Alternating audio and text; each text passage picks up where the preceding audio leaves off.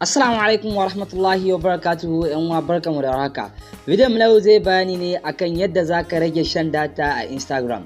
Da haka ‘yan uwa ku biyo mu domin ganin haka. ‘Yan uwa kada ku manta ku danna mana subscribe domin sanar da ku a duk lokacin da muka ɗaura bidiyoyinmu kamar wannan.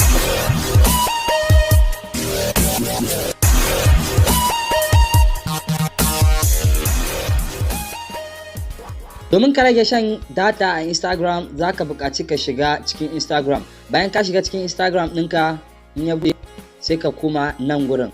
Idan ka shiga nan gurin to sai ka koma nan wurin options. Kana shiga wurin options gashi nan settings sai ka shiga setting.